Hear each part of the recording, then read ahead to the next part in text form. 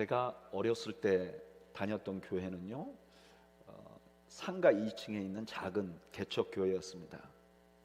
제가 살던 그 동네도 서울에서 대표적인 빈민들이 사는 동네였습니다. 그래서 교인들이 대부분 가난한 사람들이었어요. 경제적으로 굉장히 힘든 분들이 많았습니다. 그런데 어느 날 그 교회에 우리가 모두 사장님이라고 부르는 성도 한 분이 등록을 하셨습니다. 그분은 신앙생활을 시작한 지 거의 얼마 안 되고, 그렇지만 성품이 상당히 좋은 분이었습니다. 그리고 이건 정확하지 않지만 제 기억으로 이분이 건설업을 하시는데 조그만 한 동짜리 빌라 같은 것을 지어서 파시는 분이었습니다. 근데 어느 날 그 교회 담임 목사님께서 이분에게 아주 어려운 말씀을 하나 하게 됐습니다. 그게 뭐냐면은 그 교회에 당면한 문제가 두 가지 있는데, 하나는 교회 종탑이 녹이 슬어 가지고 이게 조금 위험하게 됐어요. 그래서 이 종탑을 바꿔야 되는 거예요. 또 하나는 교회에 전자올겐이 있었는데 이게 망가진 거예요. 그래서 새로 사야 되는 거예요. 쓰질 못하고 있어요. 목사님이 조심스럽게 그분에게 이렇게 말했어요. 좀 이 일을 위해서 헌금을 좀 해줄 수 있냐고. 되게 어려운 얘기죠. 근데 이 이야기를 듣자마자 이 집사님이, 그때 집사님이셨는데, 너무 쉽게 대답을 하는 거예요. 목사님, 걱정하지 마십시오. 제가 이번 하고 있는 이 건물 다 짓게 되면 올 연말에 종탑을 먼저 하고요, 그 다음에 올겐도 제가 이대로만 잘 되면 제가 내년쯤에 올겐도 새로 바꾸도록 헌금을 하겠습니다. 그리고 실제로 사업이 잘 됐는지 그 프로젝트가 잘 돼서 종탑을 새롭게 올리는 헌금을 하셨고요, 교회가 새로운 종탑을 갖게 됐어요. 근데 그 이후부터 그 담임 목사님이 이분을 위해서 기도할 때는 아주 특별하게 기도하는 거예요. 하나님, 이분이 이렇게 헌신했으니까 정말 좀 축복해달라고, 이 사업을 축복해달라고. 근데 얼마 후에 좀 안타까운 소식을 교회가 다 듣게 됐습니다. 작은 교회니까 제가 대학생이었는데도 그 소식을 듣는 거죠. 그분이 부도가 난 거예요. 그래서 살던 집도 물론 다 잃어버렸을 뿐만 아니라 그 동네에서 더 이상 살 수 없어서 다른 곳으로, 서울의 가장 빈촌이었는데 그거보다 경기도 빈촌으로 이사를 가야 되는 상황이 됐습니다. 목사님이 너무 안절부절하는 거예요. 이분이 시험 들면 어떡하는가. 그래가지고 안절부절해서 목사님이 신방을 갔습니다.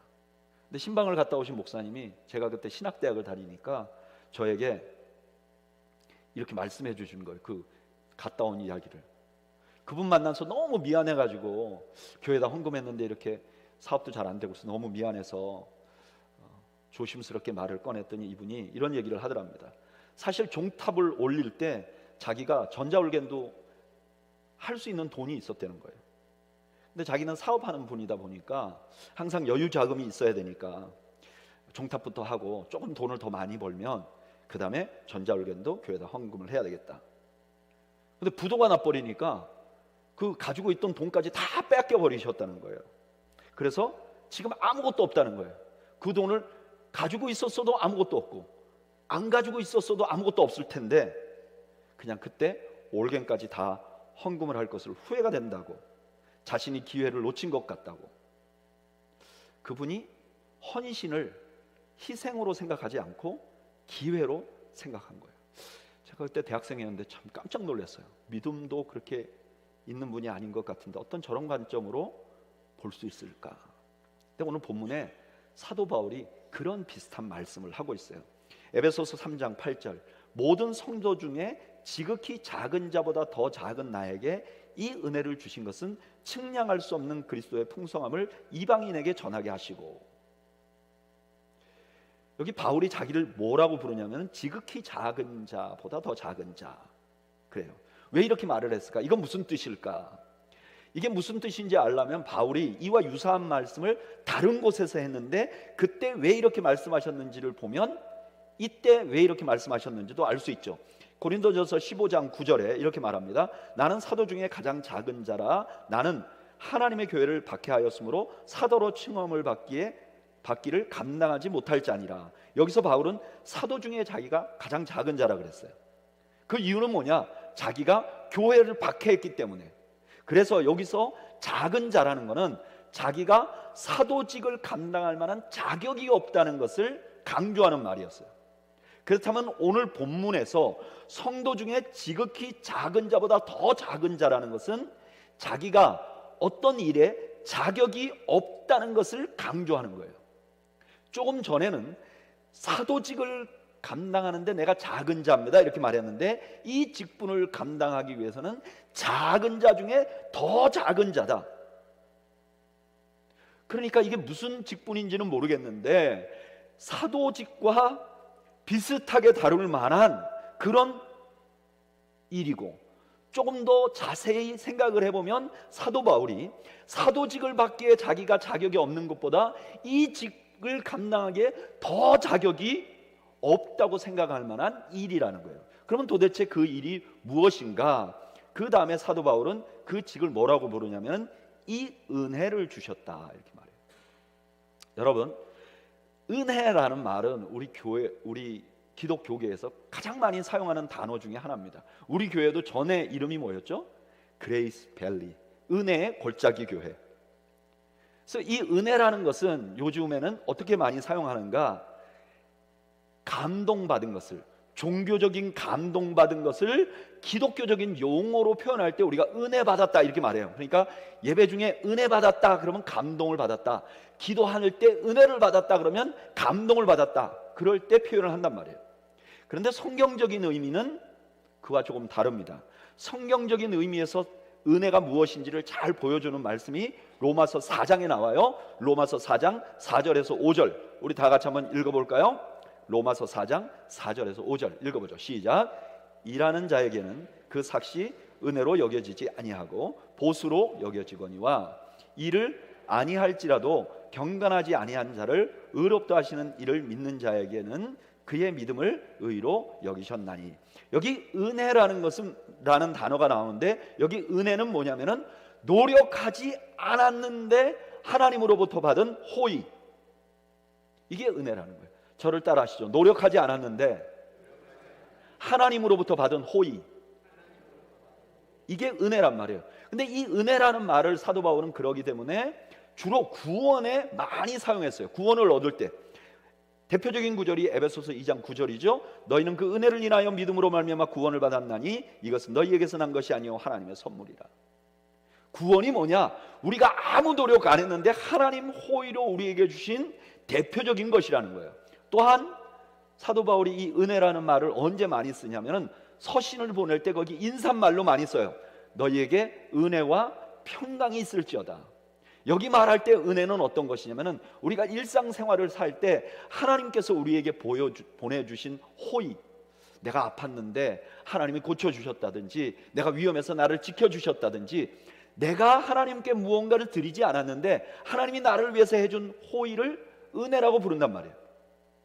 그런데 오늘 본문에서는 내가 노력하지 않았는데 나에게 주신 호의라고 생각하면 주로 내가 무언가 받아 누리는 것을 의미하는데, 오늘 본문에서는 조금 다른 것을 은혜라고 부르고 있는 거예요. 그 다른 것이 뭐냐? 에베소서 3장 7절에 이렇게 말해요. 이 복음을 위하여 그의 능력이 역사하시는 대로 내게 주신 하나님의 은혜의 선물을 따라 내가 일꾼이 되었노라. 우리가 읽은 본문은 8절인데 7절에 뭐라 그랬냐면 내가 복음을 위하여 일꾼이 되었노라. 그리고 8절에 뭐라 그랬냐면 이 은혜를 이라고 말해요. 그러니까 내가 복음을 전하는 것, 그 직무를 감당하는 것을 은혜라고 말하는 거예요. 근데 사도 바울이 복음을 전하는 것은 무엇인가? 그 다음에 8절 후반절에 이렇게 말해요. 측량할 수 없는 그리스도의 풍성함을 이방인에게 전하게 하시고. 내가 복음을 전하는 일을 하는데 그 복음을 누구에게 전하느냐? 이방인에게 전하는 거예요. 우리는 이걸 보고 뭐라 그러죠?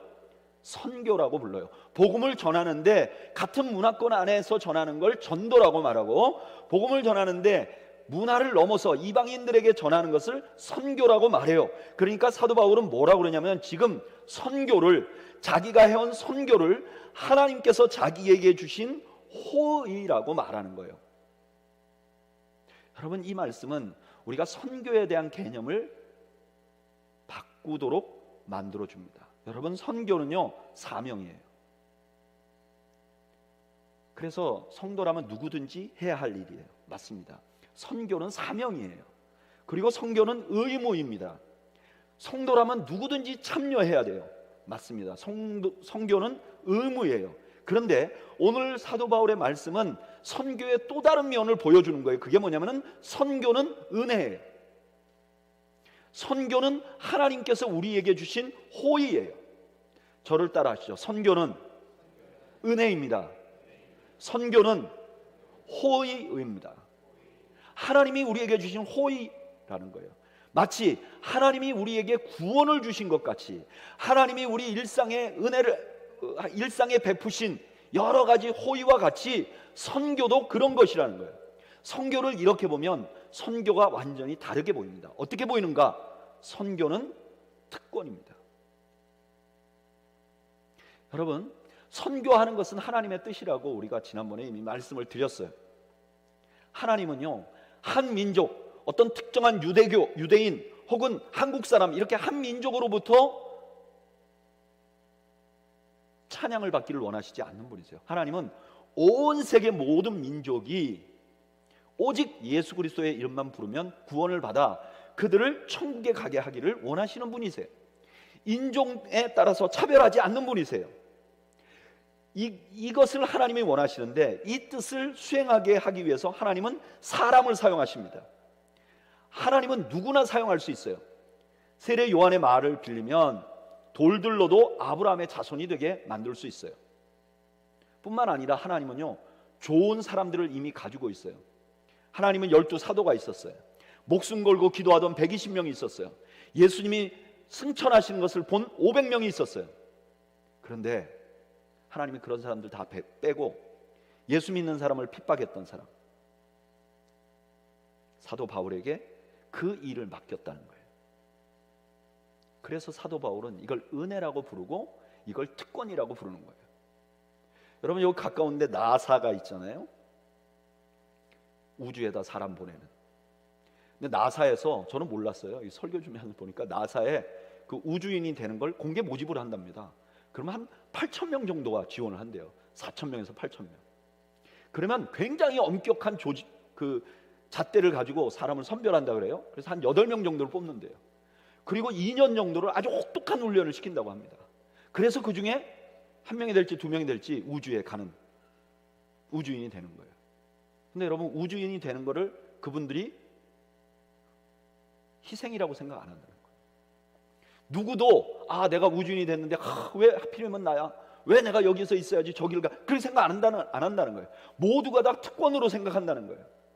바울이 지금 그와 같은 생각을 가진 거예요. 하나님이 하고 싶은 일이 있어요. 근데 이건 누구를 시켜서라도 할 수 있어요. 근데 그걸 특별히 나에게 해주셨다는 거예요. 그래서 선교가 자기에게 특권이기에 사도 바울은 선교를 은혜라고 부른다는 거예요. 여러분, 선교는 하나님 뜻입니다. 그리고 하나님께는요, 이 선교를 수행할 수 있는 수많은 사람들이 있고요, 그리고 헌신되고 준비된 사람들이 많이 있습니다. 우리가 안 해도 하나님은 다른 사람을 통해서 다 할 수 있어요. 그런데 만약에 우리가 할 수 있도록 해준다면 그거는 특권이죠. 선교가 특권이기 때문에 선교의 기회가 왔을 때 우리는 그걸 놓치지 말아야 합니다. 여러분, 선교할 수 있는 기회는 항상 있는 게 아닙니다. 아주 오래전에 김진경 박사라는 분이, 한국 분이 한국과 미국을 오가면서 많은 교회를 방문하면서 자기가 연변에다 대학을 세우겠다고 간증을 하면서 다녔습니다. 그래서 수많은 젊은 학자들에게 나를 도와서 함께 거기 가서 티칭을 하자. 그리고 수많은 교회들에게 다니면서 이 일을 경제적으로 후원해달라고 했습니다. 실제로 정말 많은 교회들이요, 이 일을 위해서 헌금을 했습니다. 한국에 있는 많은 교회들, 이민교회에 있는 많은 교회들이 연변에다가 대학을 세우고 과학기술대학을 세우는데 후원을 했습니다.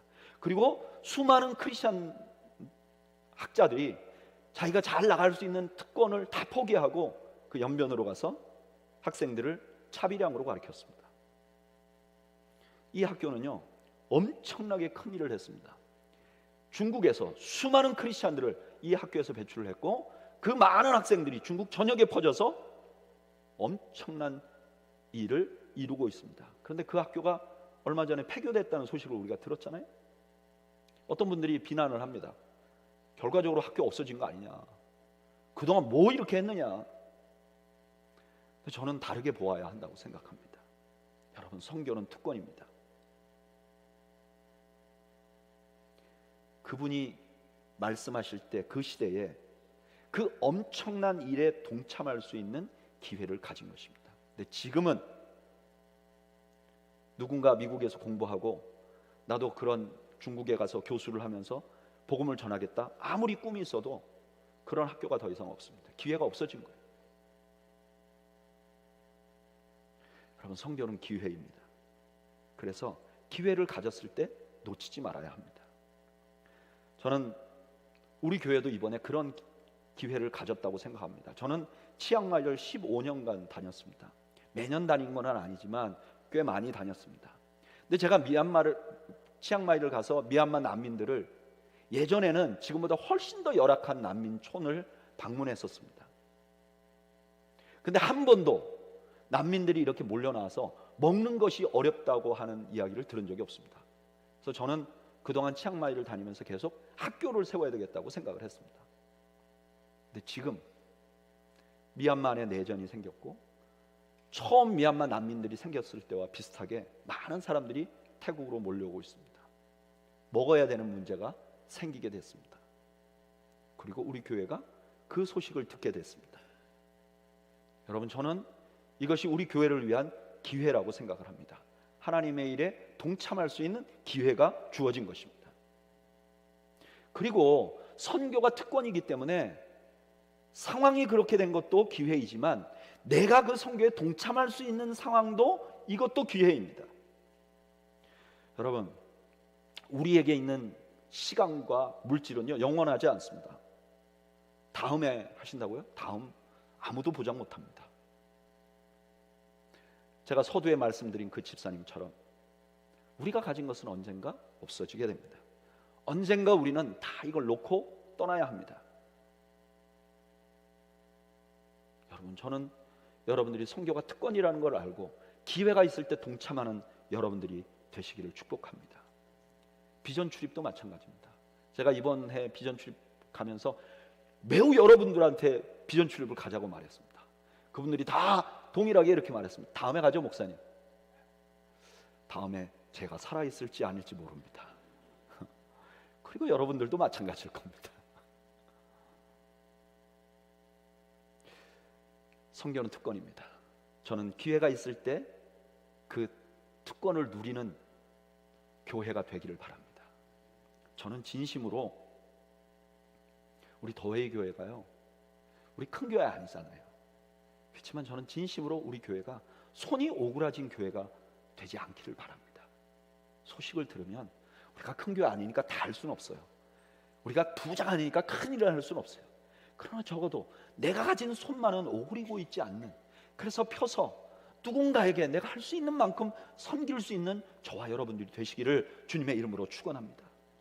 그리고 이건 특권이기 때문에 이 일을 수행하고 나서 기회를 주심에 감사해야 됩니다. 내가 거기에 뭘 해줬다 이렇게 생각하면 절대 안 됩니다. 저는 우리 교회가 많이 섬기지만 자랑하지 않는 교회가 되기를 소원합니다. 우리 몇 교회를 얼마나 도왔다, 절대 그러지 않는 저와 여러분들이 되시기를 바랍니다. 두 번째로, 선교가 이 특권이기 때문에 이 선교는요, 우리의 삶을 더 가치 있게 만들어 줍니다. 그래서 호의인 것입니다. 사도 바울은요, 복음을 듣자마자 그 다음에 복음을 전했어요.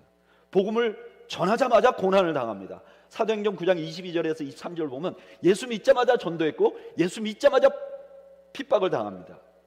고린도후서 11장 23절에서 27절에 보면 사도 바울이 복음을 전하면서 고난당한 이야기를 너무 많이 합니다.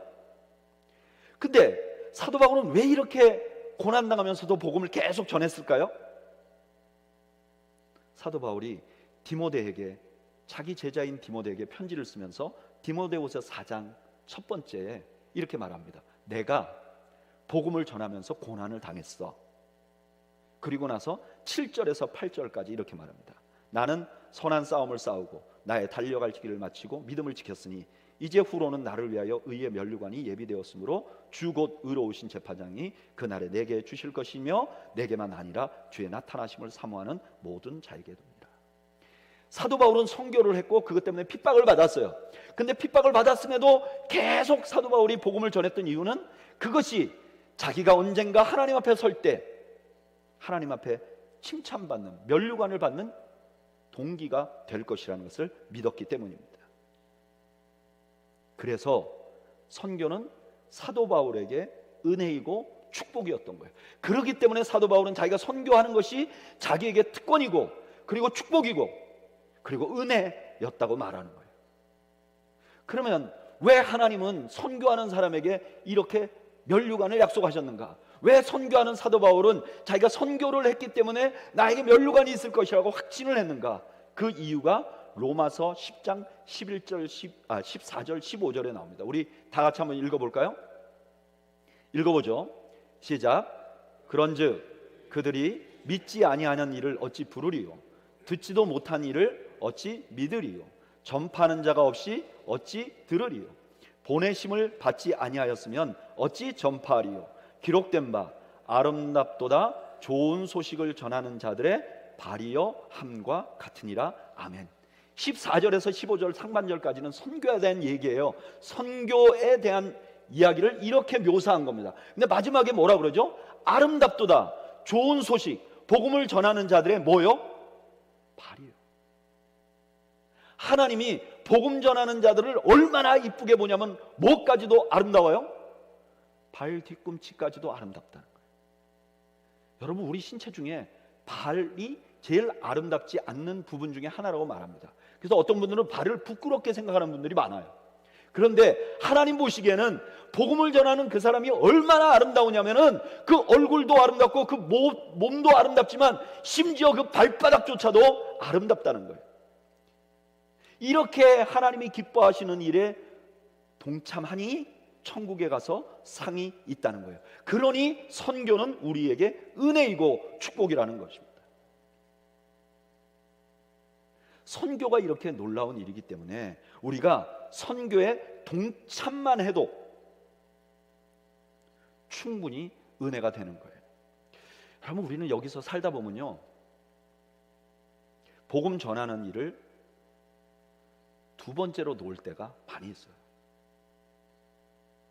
어쩔 수 없이 덜 가치 있는 일에 자신을 투자할 때가 종종 있어요. 제가 예전에 이 산호세에서 목회할 때 예배당을 한번 이전한 적이 있습니다.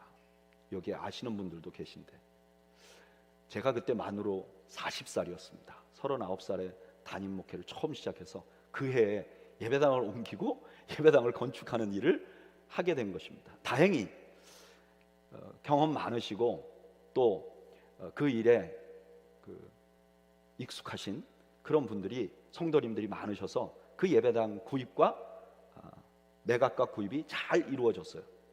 근데 그 이후에 생각지 않았던 일이 하나 벌어졌습니다. 그건 뭐냐면은 저희가 구입한 그 건물이, 그때 구입한 건물이 회사 건물이었어요.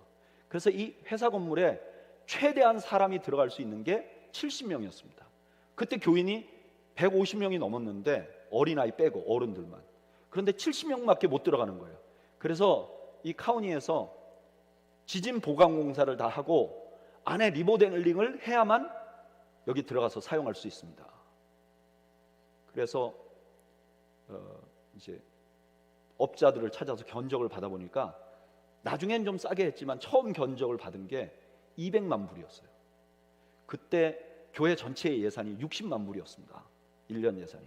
근데 200만 불을 건물을 사는 데 쓰는 것도 아니고 리모델링 하는 데 써야 된다는 거예요. 처음 담임 목회를 시작한 저에게는 너무나 큰 갈등이 됐습니다. 제가 늘 이런 생각을 하는 거예요. 200만 불이면 아프리카의 가난한 아이들이 1불이면 하루를 산다는데 200만 명에게 하루에 한 끼를 먹이면 200만 명이 하루를 더 살 수 있는 거잖아요. 여러분 상상해 보세요. 200만 명이 하루를 더 살 수 있다. 이거 정말 엄청난 거잖아요. 또 만약에 당시에 선교사님들 이렇게 한 달 생활비가 한 2,000불 정도 되는데 그냥 어바웃 잡아서 한 선교사님에게 2만 불 정도를 후원을 하면 100명의 선교사님들을 1년 동안 더 사역을 할 수 있도록 하는 거잖아요. 근데 이 돈을 교회 리모델링 하는데 다 써야 된다. 너무 마음이 아팠어요. 제 얼굴이 너무 어두우니까 한 장로님이 저한테 이렇게 얘기하시더라고요. 목사님, 건물 사고 이전하는 게 목사님 마음에 안 드세요? 만약에 목사님의 목회와 안 맞으면 지금이라도 우리가 솔직하게 말하고 그만두는 게 더 좋지 않겠습니까? 제가 그 말을 듣고 기도 좀 해보겠습니다. 그리고 3일 동안 새벽마다 하나님 앞에 이 일을 위해서 기도했어요. 3일 후에 제 마음에 하나님이 확신을 주시더라고요. 그 확신은 뭐냐면 하나님이 저한테 이렇게 말씀하시는 것 같았어요. 야, 너 그 건물 네 거 아니잖아. 생각해보니까 제 게 아닌 게 맞아요. 제가 대표로 사인을 하긴 했지만 그 건물이 부도가 나도 제가 경제적으로 책임질 필요는 없어요. 저는 대표자로 사인했어요. 그러니까 제 게 아닌 게 분명하죠. 너는 네 거 아니니까 잘 사용하는 것만 생각해라. 그래서 그때 결심을 했죠. 이건 우리 거 아니니까 이 사회와 나누자. 그래서 누구든지 영리를 목적으로 하지 않거나 혹은 이단이 아니면 이 교회 건물을 누구든지 와서 사용할 수 있도록 해야 된다. 덕분에 예배당은 잘 사용됐고요. 성도들도 좀 늘었어요. 근데 20년이 지났는데요. 저는 그 예배당에 자유롭게 못 갑니다. 저는 그때 결심을 했어요. 내 생애에는 절대 교회 건축 안 한다. 그리고 제 후배들에게 절대 교회 건축하지 마라. 더 중요한 곳에 집중해라. 하늘의 상을 쌓는 것에 집중해라. 제가 20몇 년 만에 버지니아를 방문했습니다. 제가 그곳에서 부목사를 할 때 그 교회는 한 700명 정도 모이는 교회였습니다. 지금은 한 3,000명 정도 된대요. 그런데 멀리서 저를 기다리고 찾아와서 인사하는 사람들이 있었습니다. 20년이면 다 잊어버려야 되잖아요. 근데 저를 찾아와서 인사한 사람은요, 제가 직접 복음 전해서 예수 믿게 돼서 지금 그 교회 안수 집사 된 청년들이 찾아와서 허그를 하고 눈물을 보이더라고요. 제가 그때 알았죠. 천국 가면 이와 비슷할 수도 있겠다. 제가 건축한 목회하면서 건축한 건물이 저에게 상이 안 될 거예요. 제가 복음 전해서 예수 믿게 한 사람이 천국 가면 나 찾아올 거예요. 여러분, 크리스찬은 다른 가치관을 갖는 사람입니다. 우리는 이 땅에 살다 보면요, 세상이 가진 가치관에 자꾸 물들어요. 내가 하고 싶지 않아도 억지로 할 수밖에 없습니다. 그런데 하나님이 진짜 기뻐하시는 것은 영혼을 구원하는 일입니다. 저는 여러분들이 교회의 전문가가 되지 않기를 축복합니다. 저는 여러분들이 영혼을 구원하는 전문가가 되기를 축복합니다.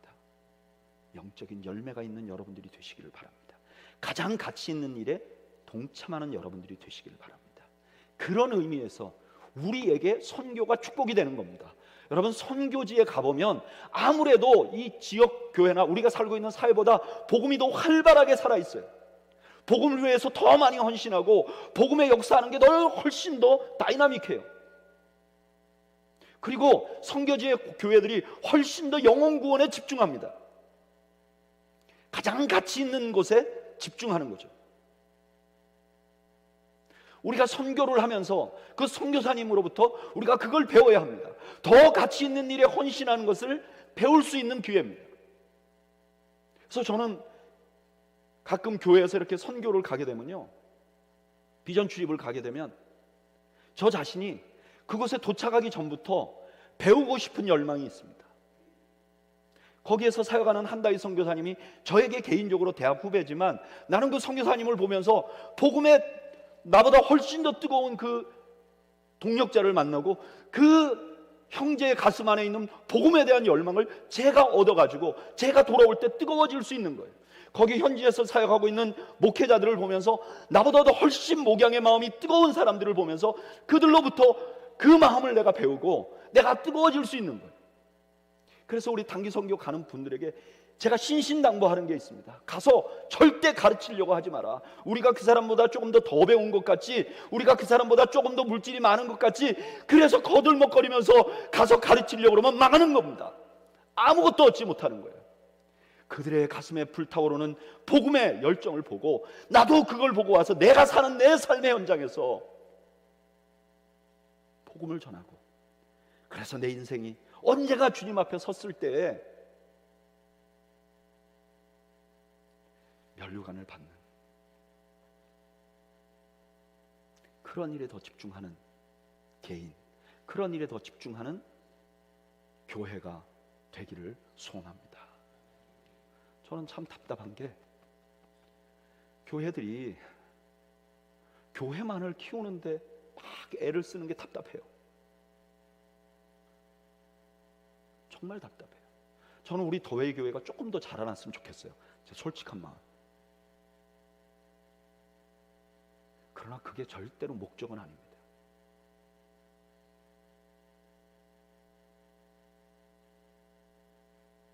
우리의 목적은 우리 하나님 마음 안에 담겨 있는 그 뜻을 수행해 나아가는 거 아니겠습니까? 저는 교회 전문가가 되는 분들을 보면 답답해요. 교회가 어떻게 돌아가는 걸 아는 게 더 중요한 게 아니라 복음이 어떻게 역사를 하고 그 복음에 의해서 열매 맺은 사람들이 우리에게 어떤 역할을 하는지를 아는 게 훨씬 더 중요합니다.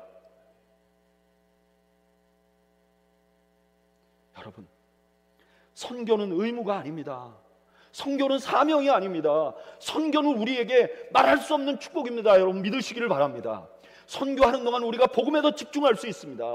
선교하는 동안 하나님의 마음을 기쁘게 해줄 수 있습니다. 하나님이 가장 가치 있어 하는데 우리의 인생의 한 조각을 투자할 수 있는 기회를 하나님이 주신 것입니다. 그래서 선교할 수 있는 것은 특권입니다. 저는 여러분들 중에 너무 늦기 전에 선교지 방문하셔서 선교 어떻게 돌아가는지 여러분들이 경험하기를 바랍니다.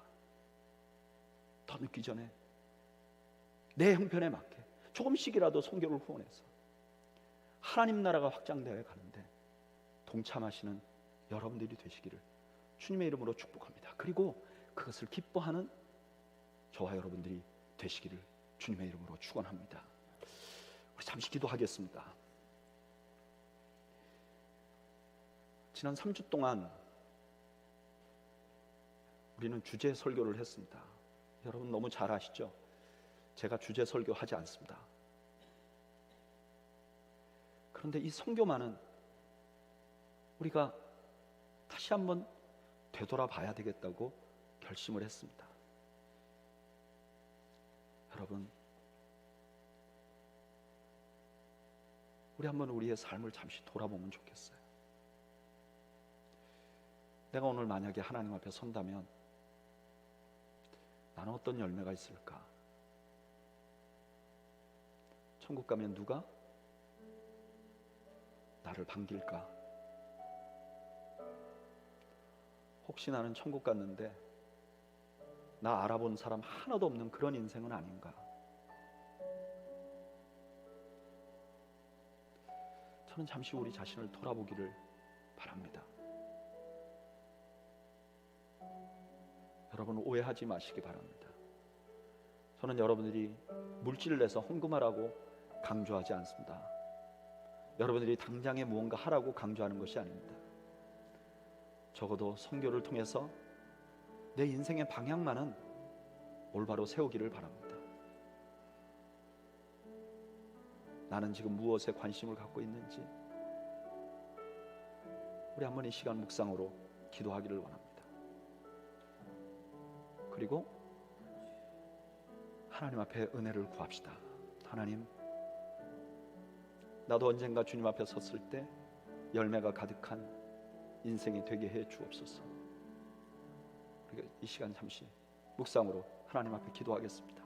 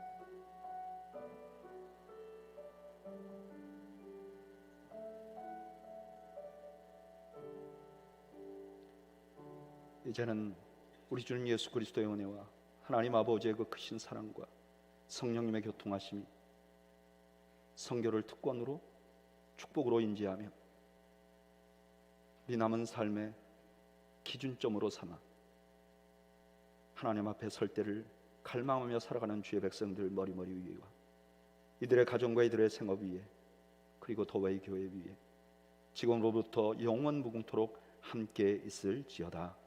아멘.